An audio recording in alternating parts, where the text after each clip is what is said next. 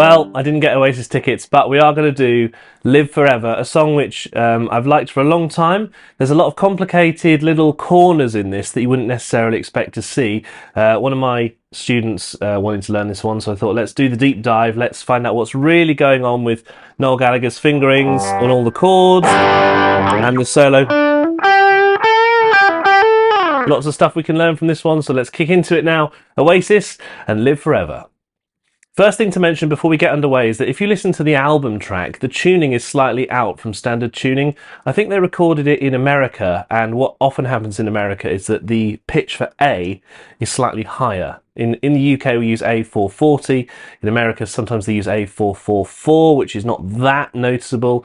This one's been recorded in A451, which means it sounds very high, so if you play your guitar in standard tuning, every note's going to sound like a Clash. So what I've done is I've created a tuned version of the track to A440 so that you can just stay in standard and play along here with the guitar line.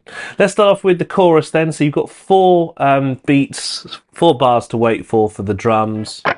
So we don't do a lot there. We'll start off in bar 2 then, and we'll just run through the chords first of all before we do any kind of twiddles.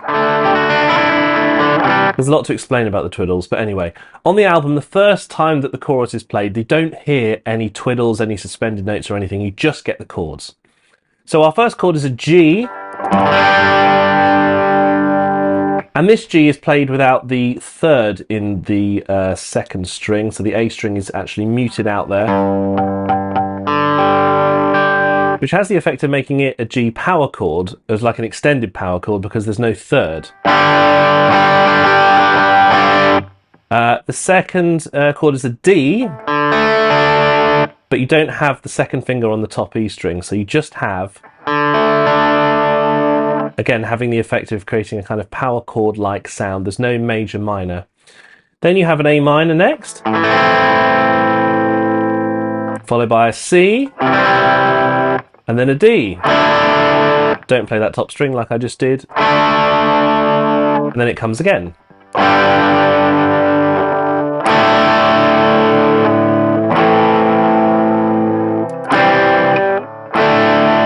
And what happens if you watch any live version of this track, which I've probably watched about 4 or 5, there's not as many as you'd think there are, but in the live versions, the whole band are just strumming kind of a random pattern, something like this.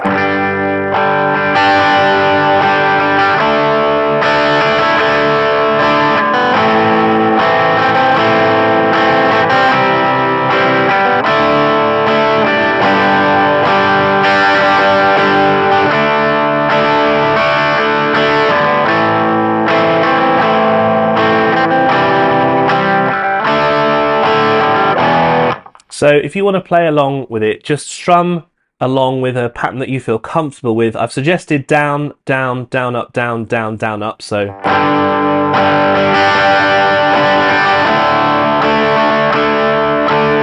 Or another one is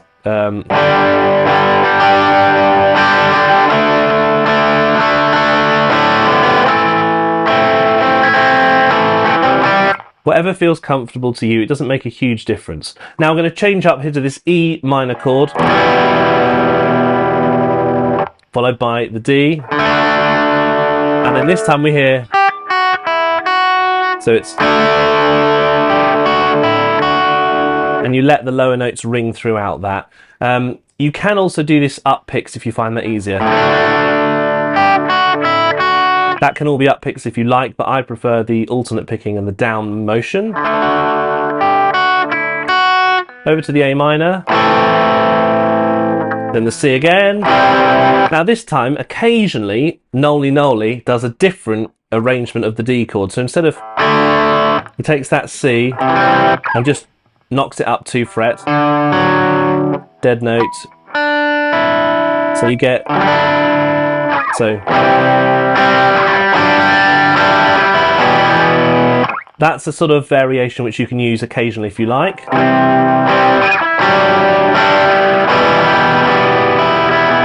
Let's carry on, we're into bar 11 now. So again, we've got that little twiddle at the end, same as we had before in bar 7. And then we land on the same minor in bar 12. Now this is one of the most beautiful patterns of the kind of intro version of the chorus. You get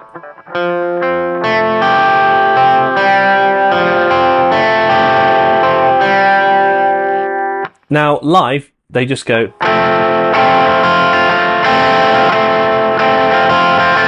just play an F chord for 2 bars, but I like what you hear on the album.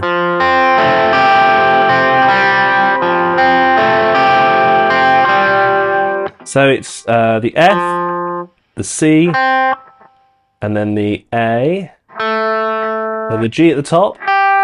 Then it's an up pick, so, and drop to that open G string there, so.